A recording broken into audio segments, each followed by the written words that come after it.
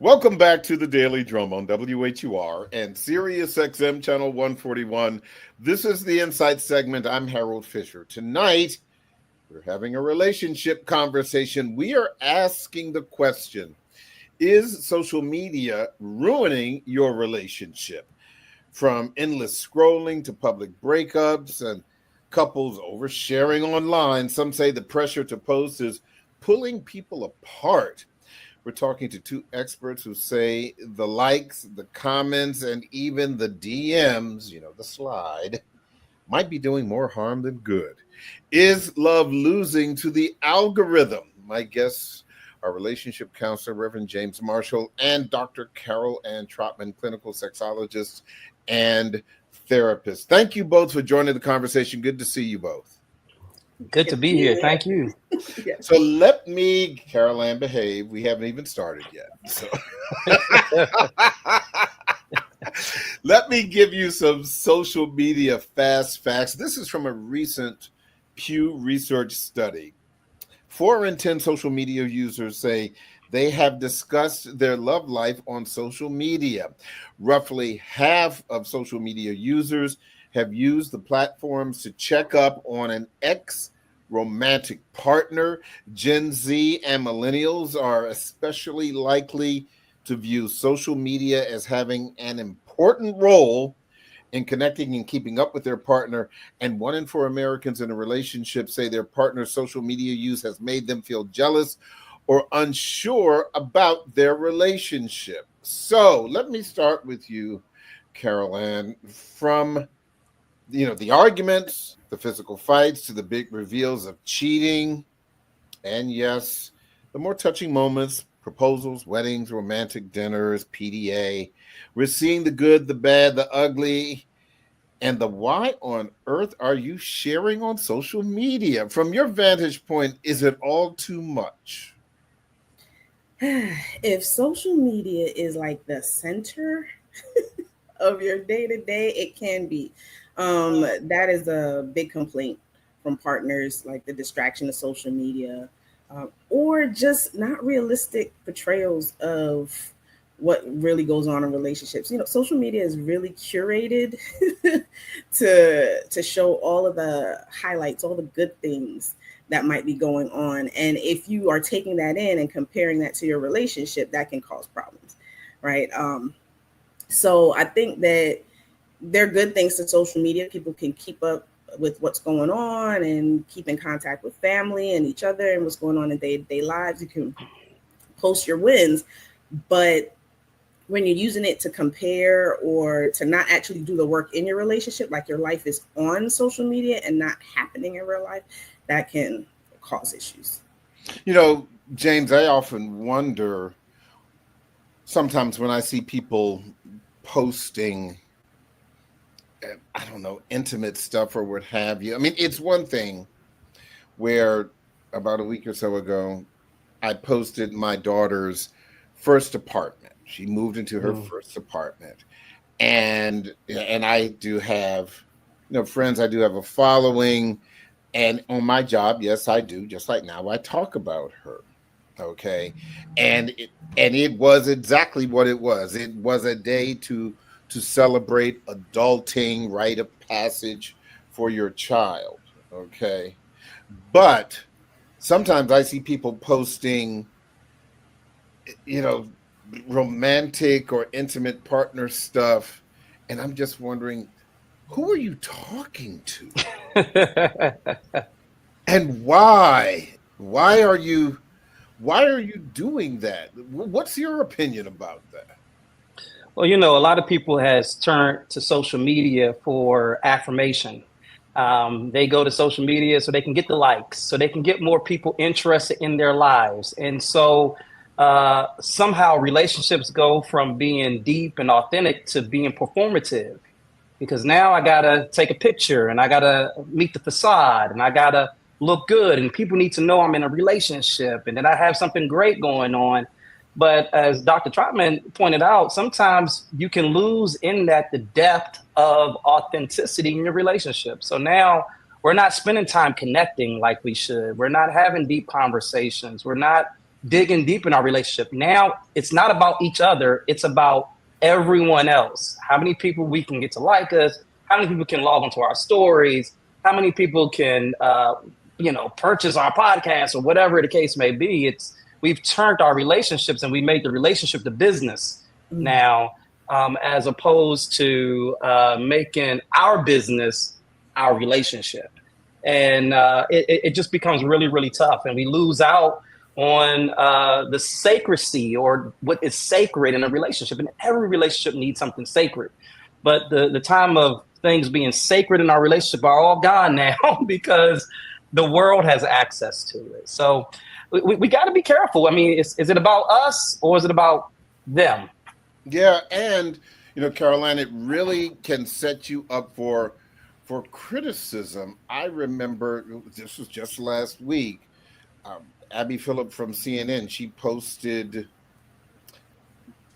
photos of her husband in Paris. They took a trip. She's married, and it was beautiful. I love Abby Phillip. Not only is she a home girl, I think she's just a wonderful person, wonderful journalist, TV personality, et cetera, et cetera. And the thing, and she posted, "There's always Paris," or something to that effect. And there were people who criticized her for going to Paris. And I was like, make you want to holler, throw up both your hands. And, there was absolutely, in my opinion, there was nothing wrong. And yet she was open to criticism. Somebody said, well, why didn't you go to Africa? Why didn't you go to Ghana? It was that kind of thing. So talk to me about the voyeuristic tendency of those of us who are watching this. Are we all just trying to get a peep inside the lives of these relationships? I would say yes. I mean, it's fun to watch. That's why reality TV is such a big thing, right? Yeah, exactly. It's definitely fun to watch. But as you are putting your life out there, it's good to just be aware that there's always going to be a troll. And they're keyboard gangsters. Like, they like to just no face, no anything, no real profile, but they get to say whatever they want to say to you without any real repercussions. Those people are going to exist too. So you kind of just got to be prepared for both sides. I mean, go travel, girl. Go see everything that you want to see, wherever you want to see it. Travel the world. It doesn't really matter. And those people, why do you have so much time? Yeah. Why do you have so much time? Look, especially if you are in a committed relationship, posting about your relationship online, and let us assume for one moment, Caroline, that they're not trying to monetize, but it's you and your person, and every single thing that you and your person are doing, you are posting. Just think, if I'm in there at the pot cooking a stew in the kitchen and I'm getting my stew pot dance on, and if my person takes a picture and the next thing I know, I see video of me dancing in the kitchen in front of the stew pot, my thing is, I'm like, what the hell? What? What are you doing? How do you know, James, that you are oversharing?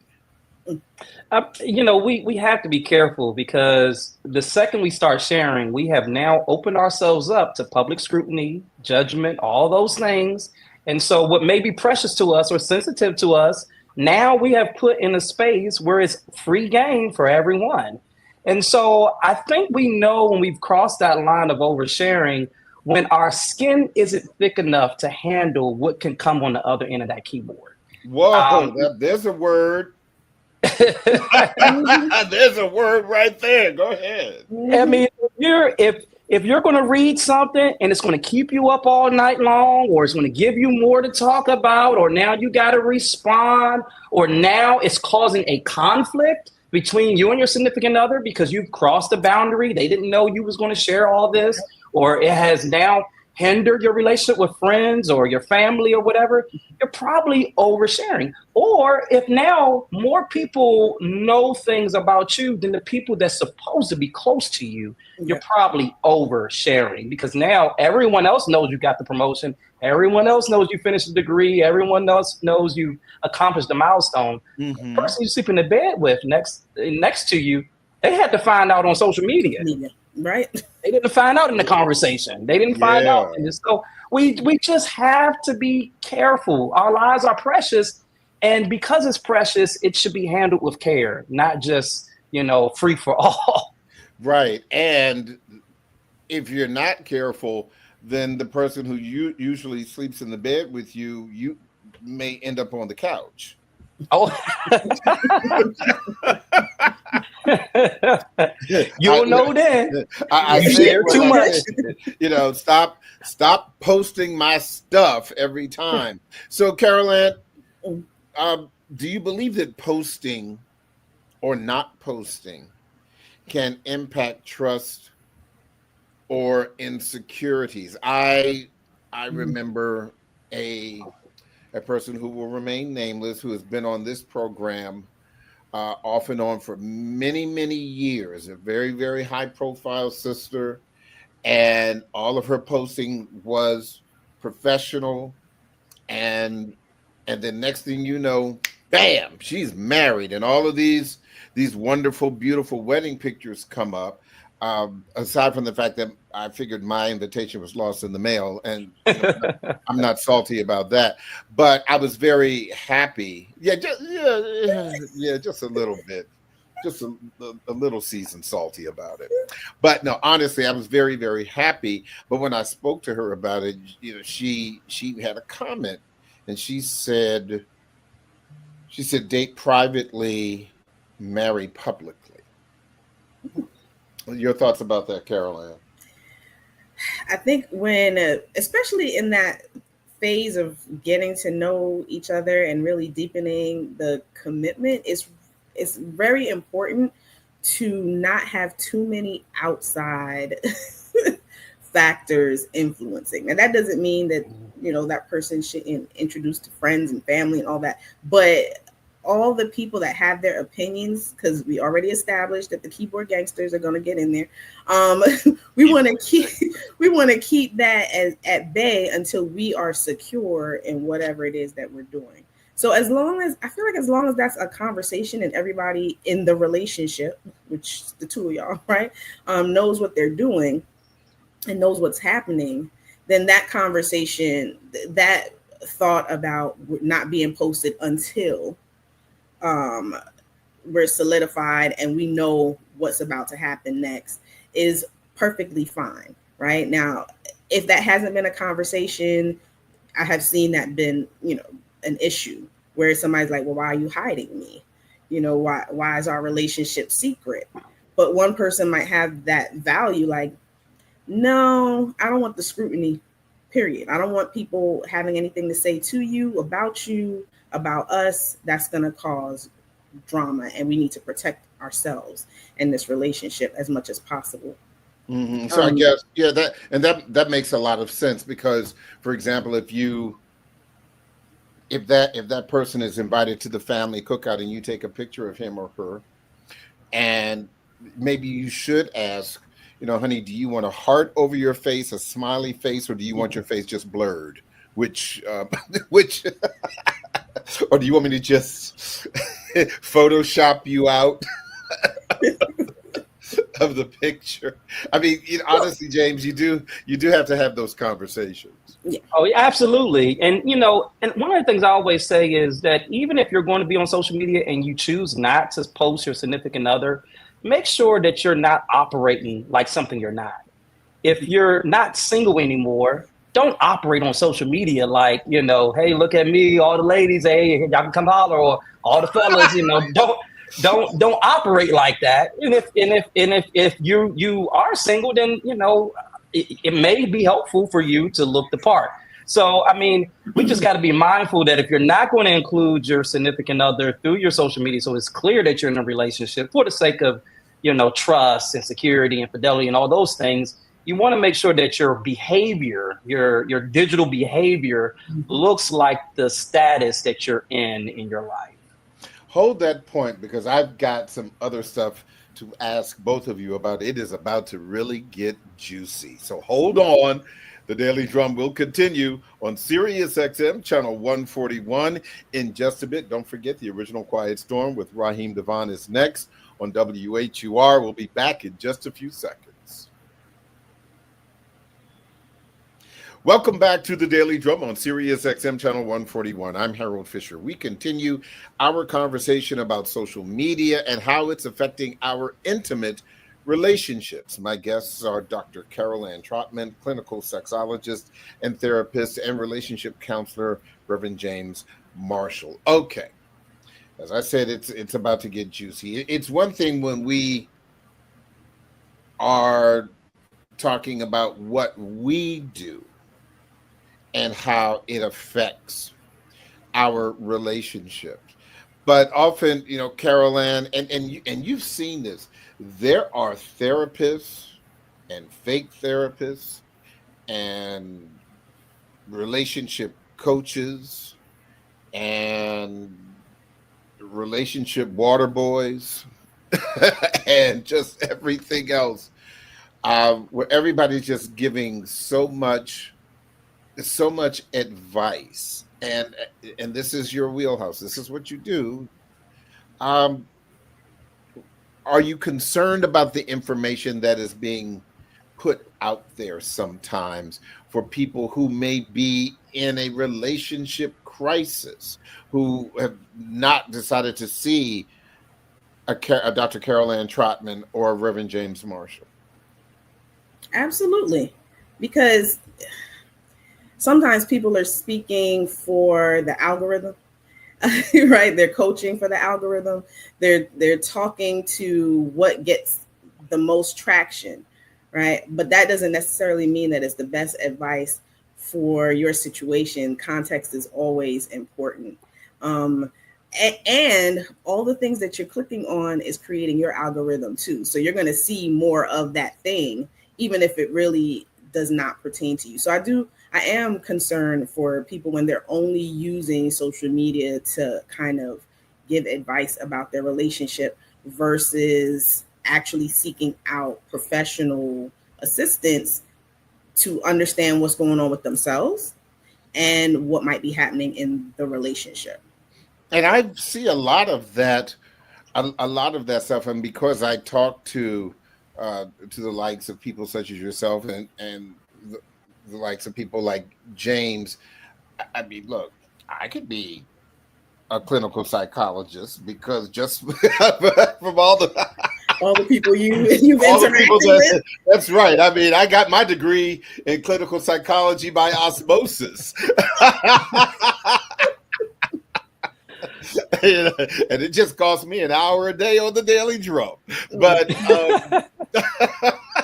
but all jokes aside, when James, as Carol Ann just said, if you are seeking information, for example, about your relationship because your partner has been caught cheating, well, it may reinforce, if you keep clicking on that stuff, it's going to reinforce the problem instead of helping the problem. Yeah. I mean, you're 100% right. We got to be careful. And Carol Ann said it best. That algorithm says a whole lot. And before you know it, you'll be taking the information that you received on social media and now making that information that hasn't been fact checked, hasn't been verified, just sounds good. You'll take it into your life and think it's going to be helpful, but it could really be tearing your life down. And so we want to be careful that we don't take all information as good information or wise information. And we also have to be careful that we don't replace the voice of our own self-awareness, the voice of the people or the other person in our relationship or the people in our lives. We don't replace those voices with the voices on social media. So now the person you're in a relationship with, they don't feel like they have a voice in your life because you didn't listen to at whoever has advice, or whoever thinks that they're, the social media expert now, the relationship expert now, and now you're not listening to them or their needs or their awareness or their feelings. You only want to, label them with some catchy hot phrase that you've heard on social media now. And so that we don't ever get to the bottom of it. We don't know how to resolve this. We don't know how to get to it. So we get enough information instead of taking the next steps and digging deeper into that information, verifying that information, going to set up some time to talk to someone about the information we heard. We just take the information in and we think that it's helpful, but it's really more hurtful than it is helpful. So here's a question for both of you, and I'll start with you, James. Some of the most popular things that are currently on social media that are actually on television or other forms of media, Pop the Balloon. Okay, that's I still haven't watched it on television. There's also something that's in a radio station it's a rock and roll station in Seattle called Second Date Update, and where they just call the people and they ask why you haven't called this person back for a second date. It is certainly hilarious. And then, of course, I'm sure we've all seen this HBO special out of New York, Couples Therapy, which is, I love that show. but all of these things have one thing in common. They're entertainment. That's right. And if couples who may be in crisis or just on the edge, and they're going through social media and they're seeing these things, James, could it, don't push me too far because I'm close to the edge? Oh man, we've turned entertainment into education somehow, and so now we're educated by what should entertain us, and we have to be very, very careful because now we're taking all this stuff in, and we're already dealing with some hard stuff, some hard realities, and so now we're watching all this stuff. Maybe we're already struggling with loneliness, or we're already struggling with rushing too fast into relationships, or we're already struggling with trying to compare ourselves to what we've discovered on the algorithm. And so now what our entertainment has done is pushed us further into despair because in our minds, my relationship, my life, my day-to-day should look like what I'm being entertained by. But it's not true. We're only getting 60 seconds of a person. We don't know all the crap they went through off camera to get to that 60-second smile, that 60-second kiss, that 60-second whatever. But we compared our whole lives to that, and now we're thinking that my life must be miserable. My life must be horrible. Nothing is going well for me. And that's not true at all. We're just using the wrong measuring stick. And you will always get the wrong results if you use the wrong measuring stick. If I try to take my weight by using a tape measure, I'm always going to get the wrong number. I'm using the wrong scale to measure myself. And if you're measuring yourself against your entertainment, then you're measuring yourself against the wrong measuring stick. But see, Carol Ann, for example, Pop the Balloon, I see it on social media, but it is on television. Okay. What's the difference? I have not seen it on television. I've seen it intermittently on social media. So here's the thing. It's streaming on something, but so here's the thing. When you start off with somebody, a relationship being in crisis, right?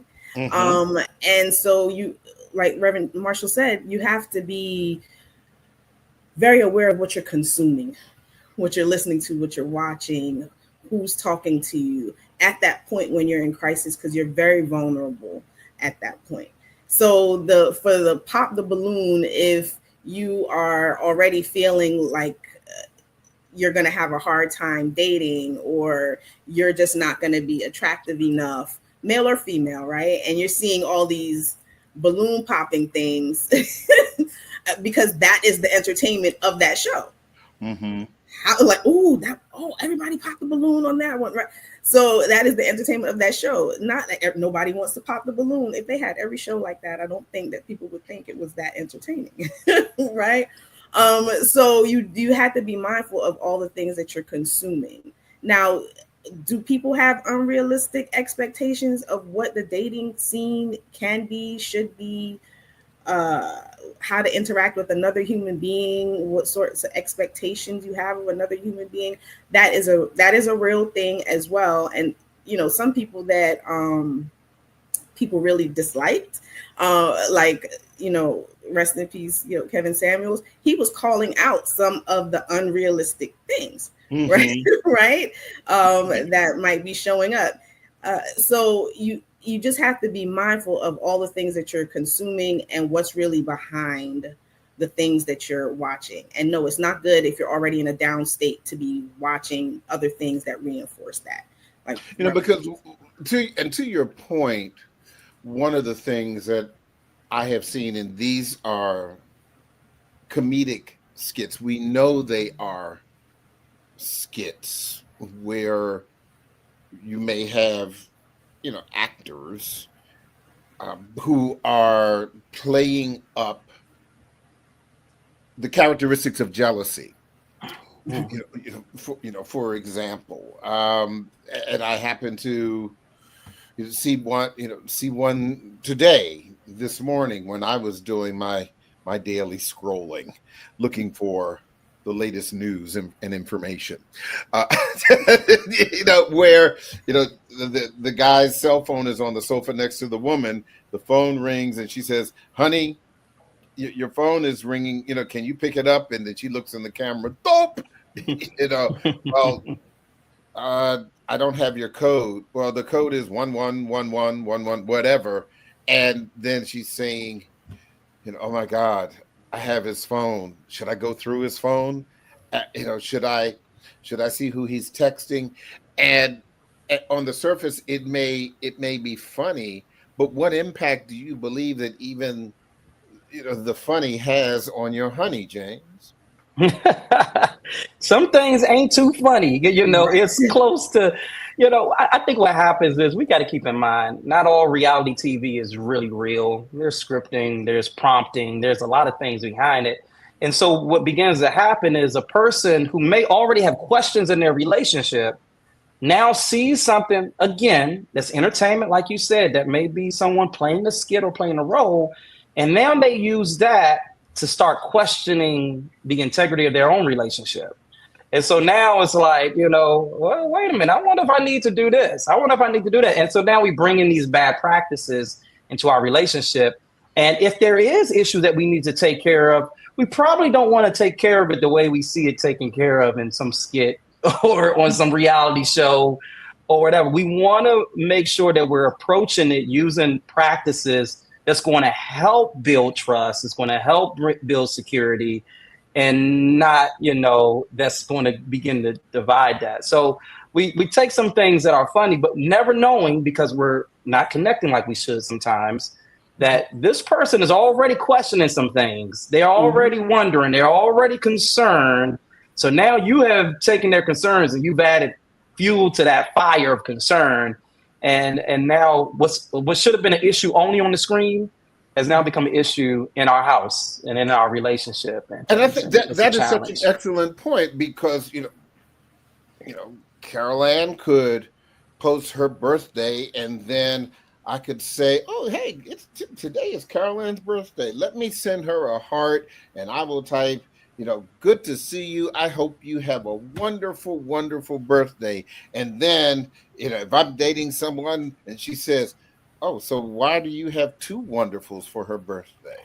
Why is there a wonderful?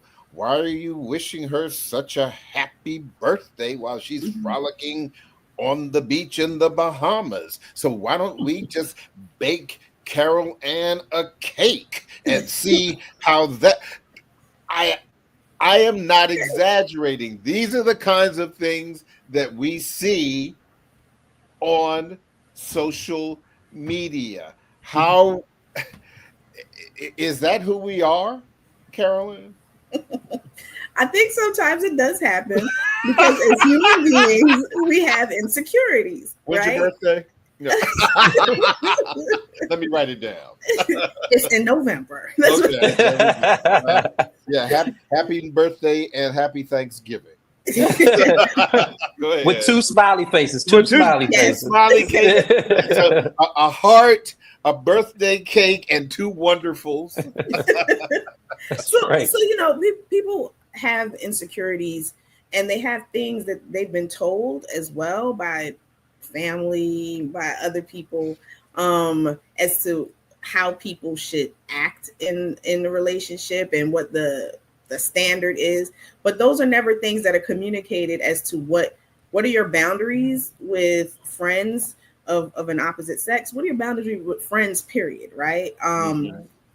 What are the things that might violate a boundary for you? Can we have that discussion? But please be clear that sometimes it's the person's insecurities that they have to work on. What do you think is happening? If Harold, you're not showing anything in that relationship that says that you can't be trusted, what is going on with that person that they are worried about the emoji and a wonderful, wonderful birthday, right? What's going on? Tell me where that comes from. What's the story behind it? Yeah, and the cash. What's the story behind that for you is what you would be curious about with your partner. So I would say go a little bit deeper with that. But many times people don't really understand the work that they have to do on themselves until they're in relationships, right? And then it's showing up and it becomes a problem. And if it's a problem in different relationships, like your snooping has been a problem, your jealousy has been a problem, that might not be these other people. That might actually be a you issue, right? And you need to take inventory of that and actually do some work. So, how do you repair a relationship that is virtual? And what I mean by that is, if somebody's sliding in the DMs, you've never seen them in person, but there is, DM, flirting or what have you. James, isn't that the same thing as meeting that person or taking them out to the Coldplay concert or yeah. If you know, Coldplay concert, yeah. You know. Yeah, if you know. Absolutely. Sometimes those things can be an infringement of the boundaries that you have in your relationship, and we have to be an infraction, I should say, of those boundaries that you set. And fidelity is more than just I'm in a full-blown relationship with somebody else. Sometimes fidelity starts in our minds. What do I think about this person, and how am I orienting myself for them? And I always tell people, if you're in a relationship and your DM or your whatever it is becomes a secret space for you that no one else in your relationship has access to, then you got to be careful. You're lacking transparency. And so transparency, accountability, all those things are important. And there's a fine line sometimes between a friendly hello and a flirtatious hello. There's a fine line between a heart your picture and now I put a whole, emoji in your comment section. And we just have to be very, very, very careful of outlining very, very clear boundaries with our significant others about, hey, that's too far, or, I feel comfortable with that. And then again, as Dr. Trotman said, we got to know ourselves too and outline healthy boundaries for ourselves, because everyone says it'll never be me, it'll never be me. Until that conversation goes a little too far. And now what was once only digital has now become more than digital. It's a full-blown date. And I met you at the Starbucks or wherever else, And so we just have to be careful. Mm-hmm. So, Carol-Ann, outside of the wonderful, the cake emoji and the Cash App,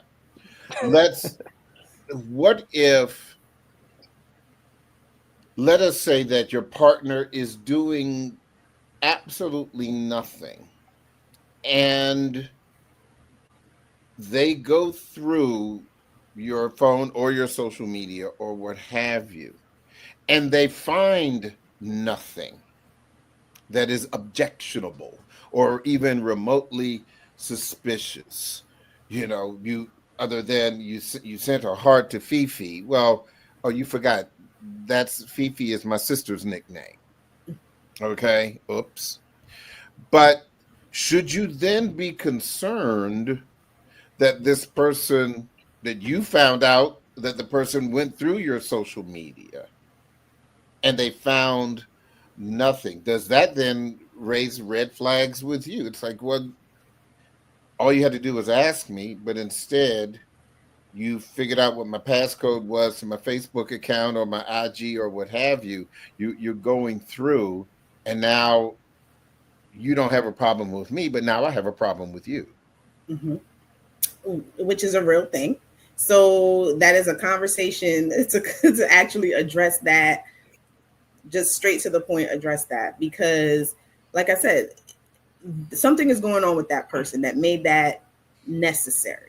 Mm-hmm. Right? Whatever is being whispered, whatever life experience they've had in the past, whatever it might be. Sometimes that is a moment to actually be a little bit curious and compassionate. What made you do that? Right? Mm-hmm. What's happening with us, or just what's happening, period, that would make you do that? Tell me, like find that out, versus don't you ever do that again, or what? Because, well, I don't know how the other person is going to take that. They're not going to feel very warm and fuzzy. Now they're going to feel very feels dug in as to why they did what they did, right? But if you want true vulnerability from that other person, then you go into that space too. What happened? What was that about for you? Right? Because you want to get to, if your point is to have this relationship last beyond, just a couple of years or whatever, you really have to get to know that person inside and out. What makes them tick? And going into the straight reactionary because you're upset that they did it, versus actually finding out what was behind that, could end up causing problems. Mm-hmm. Now, if that person is just heels dug in, I'm entitled to check it, then that might be more of the red flag. Mm-hmm. Like their heels are dug in, you feel nothing was wrong with that, nothing wrong, you don't see anything wrong with that, that might be more of the red flag. So I would say start off with like the curious, compassionate, what happened that made you do that? Right. So you can get a sense. Well, James, do you think that couples need to have a social media code of conduct or pact? Absolutely. We need to be on the same page about our social media behaviors, period. And I think that starts with our values. What do I value? What do you value? And understanding that first, and then going from there, so that there is just clear expectation across the board, so that I'm not scrolling one day and see something and I'm like, whoa, what's that? Or vice versa. So we need to be on the same page, and there has to be some level of alignment, just like there will be alignment in how we carry ourselves on an everyday when we're going out or we're hanging out with friends and all these other spaces. We got to look at the digital space as a space now too, that we have to have some alignment in, and that our values are aligned, so that at the end of the day, we're headed in the same direction and we're not just participating in behaviors that are pushing us apart. Mm. So Caroline, what are the upsides of social media posting that can really enhance a relationship? So I would say some of the upsides to social media and enhancing a relationship would be like just basically celebrating each other. That's an upside. People like to be celebrated. Sometimes you don't do it, like in relationships, you don't do it enough. You don't tell the person enough or show it enough. So, I mean, to show the celebration, keeping each other in the loop as to what might be happening in each other's lives, using maybe social media posting as a way of actually interacting versus distraction, and you're just like focused on your phone in your own world, but like, babe, look at this. Right? Or I saw this and this was funny, did you like this? And being able to share and seeing what that person's sense of humor might be like, or what critical issues in the world might be, affecting that person. So you can use it as a connection point as well. It isn't necessarily all bad, but you still have to be careful of how you use it. What do you think, James? Absolutely. I couldn't agree more. The key is use it as a tool to develop real life connection and not just digital performance. We don't want to be performative. So you can use it as a healthy tool to celebrate one another, to, like Dr. Trotman said, to bring us together. We don't want to be distracted by it. We want to use it as a tool. So if it's causing distraction and now we don't spend time talking to one another, getting to know one another, having conversations anymore because we're just scrolling, then it's a distraction.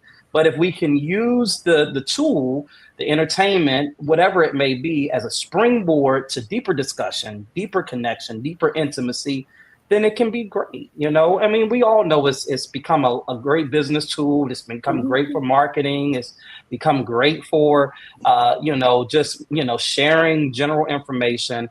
And so the tool in and of itself is not bad. How we use the tool is what the issue is. And so we just got to be careful that we're thinking about how do I make this a point of connection and not a point of being divisive.